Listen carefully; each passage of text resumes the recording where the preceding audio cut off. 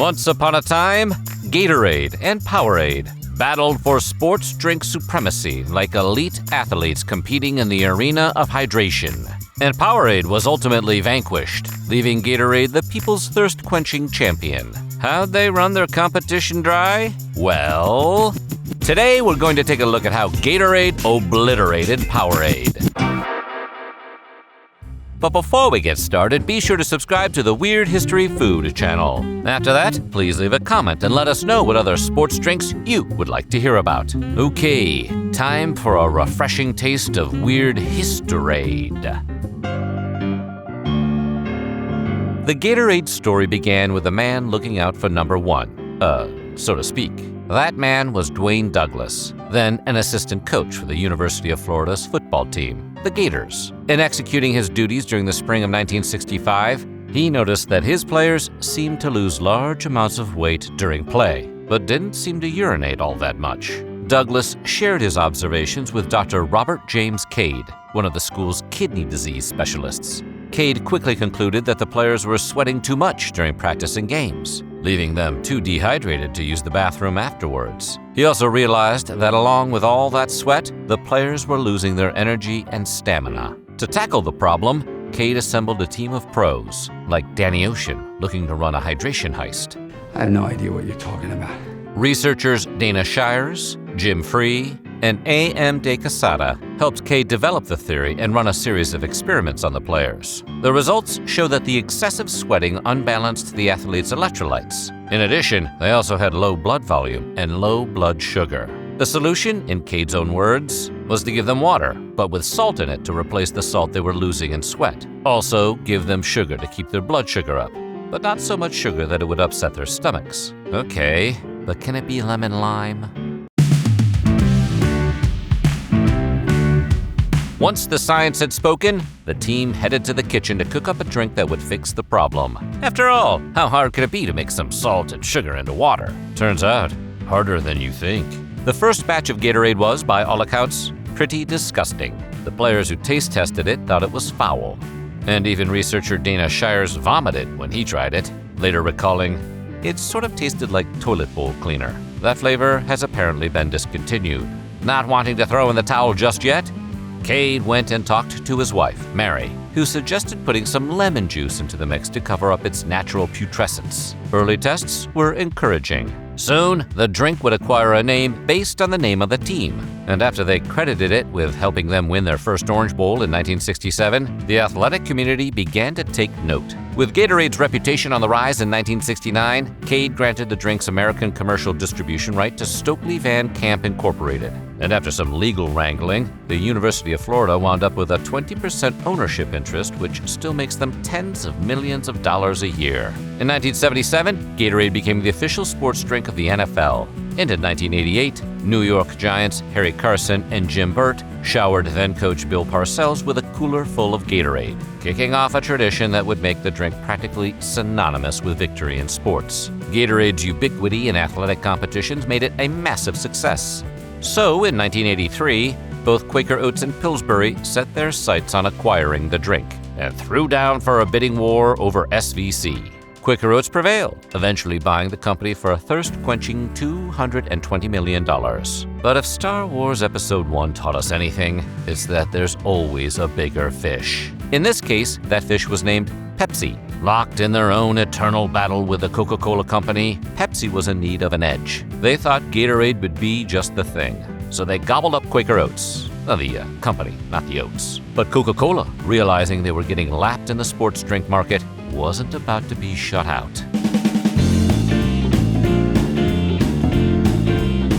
Fearing that Pepsi would develop a monopoly on the sports drink market before they could, Coke got busy creating their own version of Gatorade. Development started in the late 1980s at Coke's Atlanta-based research facility. The effort was headed up by Dr. David C. Morley, who was like Coke's own Robert Cade, but with a goatee and an eye patch, we assume. After extensive testing, they came up with a drink that would be named Powerade, because calling it Crocodile-ade would have been too on the nose. In 1987, Powerade hit the market in 3 distinct flavors: lemon lime, fruit punch, and tropical mango. The following year, it was one of the official sports drinks of the Olympic Games in Seoul. The drink was marketed to athletes, but despite the marketing muscle of the Coca-Cola Company, consumers just weren't buying it. By 1997, Powerade had captured a shrimpy 15% of the sports drink market, compared to Gatorade's bulky 73% market share. Given those results, you would think Gatorade wouldn't feel the need to press the issue. But instead, they pulled out the big guns. And when we say big, we're talking around 6'6".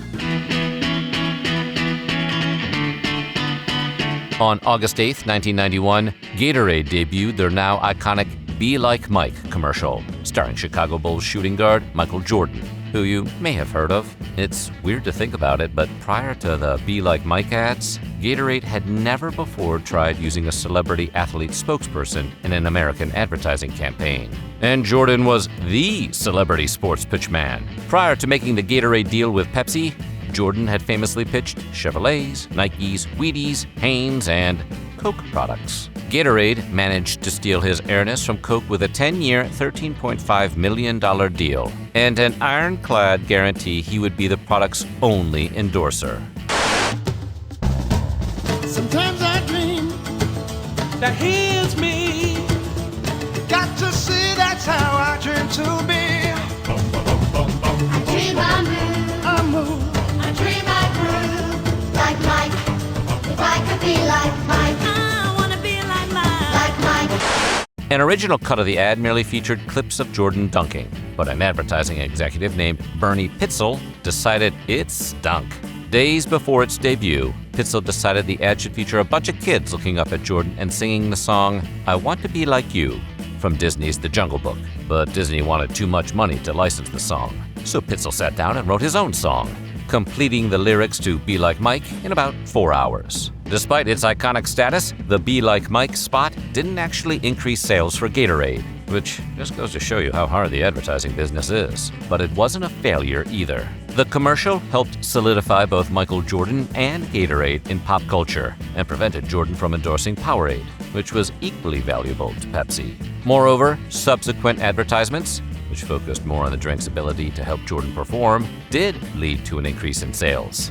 Thanks in part to Sir Swish, by the mid-1990s, Gatorade was exploding in popularity. The drink's massive success led to the introduction of a whole mess of new flavors, including things like watermelon, strawberry kiwi, cherry rush, and mandarina.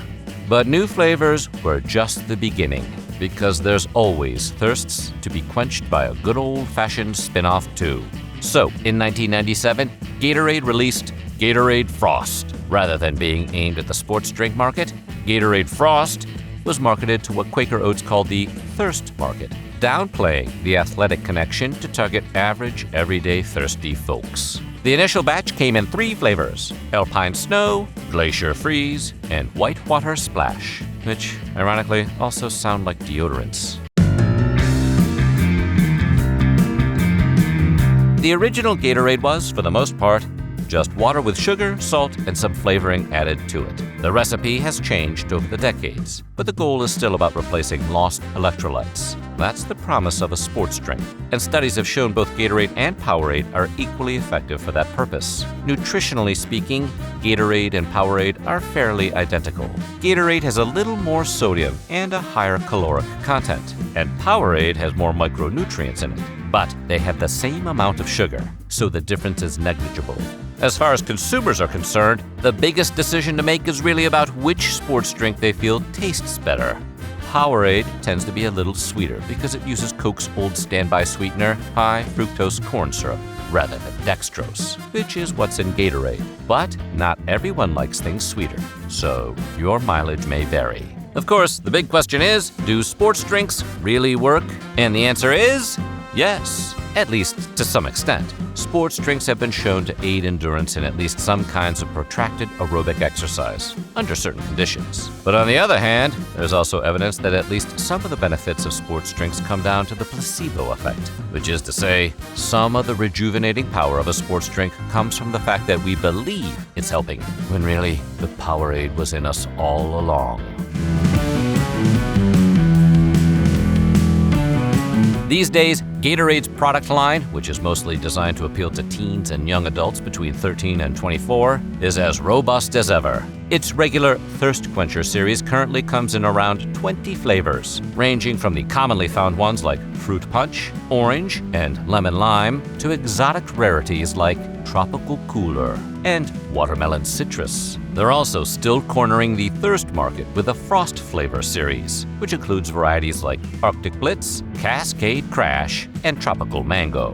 And let's not forget the Fierce Flavor product line, which features ferocious flavors like grape, green apple, and strawberry. And because they hadn't yet used every word in the English language that begins with an F, there's also the Flow Flavor series, which includes variants like Blackberry Wave, Tidal Punch, and Pineapple Mango.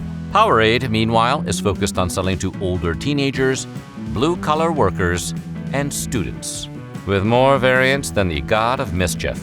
There's the flagship Powerade line, which includes classics like Grape and Fruit Punch, alongside things like Island Burst, Strawberry and Lemonade, and Melon. And for the weight-conscious, there's Powerade Zero, which also comes in Fruit Punch and Grape, as well as flavors like Strawberry Smash and Mixed Berry. If you're trying to cool down while you rehydrate, you can grab some Powerade Sports Freezer bars, which are basically just Fruit Punch and Berry Blast flavored Powerade in popsicle form. The sports drink market today is worth somewhere in the neighborhood of $13 billion, and it's expected to go up to $17 billion by 2027. And while Powerade has tried to even the playing field over the years by associating themselves with celebrity pitchmen like LeBron James, Michael Vick, Chris Paul, Derrick Rose, Andy Roddick, and Agent Smith from The Matrix, Gatorade is, by any standard, still fully dominant. According to CNN, Gatorade owns a full 63% of that market share,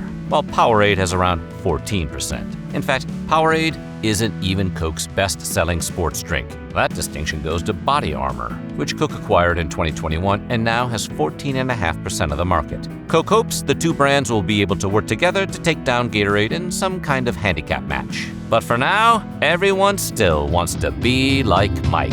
So what do you think? What's your sports drink of choice? Let us know in the comments below, and while you're at it, check out some of these other videos from Weird History Food.